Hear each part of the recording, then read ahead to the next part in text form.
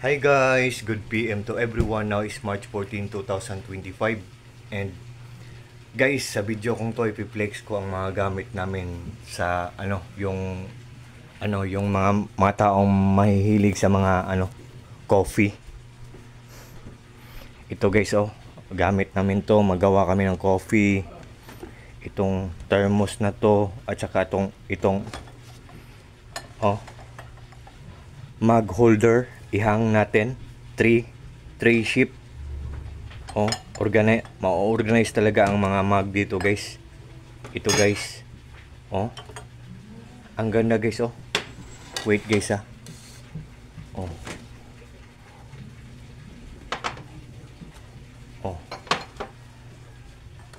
yan, ang ganda talaga nito, very useful talaga to. At saka ang mura-mura lang guys. Tingnan nyo sa ko guys, yellow basket ko, wooden 3 shape na mug holder, ihang lang natin. Mug organizer, ihang lang natin. Ang ganda, ang mura-mura lang, good pang quality.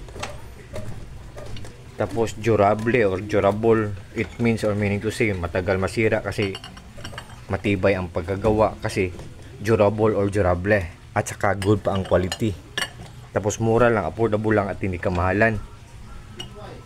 At saka isalin na lang natin to guys, kasi itong thermos na to nandyan din sa link ko or sa yellow basket ko. I-spin natin. Yan tapos ang holder niya wooden. Ito guys, bago lang to in order namin. Tapos yan, pag merong laman i-trade natin, parang ganon, i-spin natin. Tapos pag meron ng laman, look at guys, yan, pag bago, look at guys, i-press natin to. Ito guys, i-press, tapos yun, tayo ng hot water. Yan guys, yan, di ba? So yan, so nandyan sa yellow basket ko, mug holder, mug organizer. Ang ganda guys, tapos itong thermos na to guys, yan. Tsaka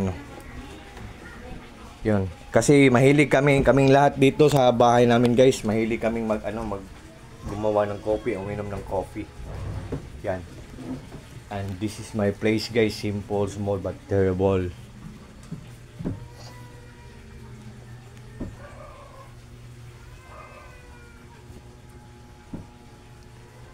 Yun. So sa lahat ng mga friends ko dyan, sa lahat ng mga followers ko dyan guys, pag nag-order kayo sa mga products ko sa link ko o sa yellow basket ko, for sure guys, talagang hindi kayo maghihinayang kasi walang masasayang. For sure talagang hindi kayo mag-regret kasi good talaga ang quality, matipid pa good pa ang quality, tapos mura lang. So ang cute ng t-shirt ko guys, parang ako guys, cute. I'm just joking, I'm just only kidding.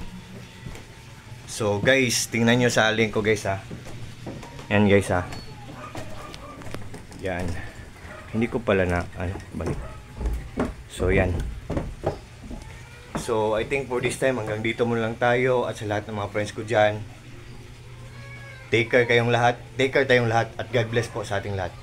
At especially na din kay TikTok, God bless din. Bye bye guys, good PM to everyone. Bye bye TikTok, good PM, God bless.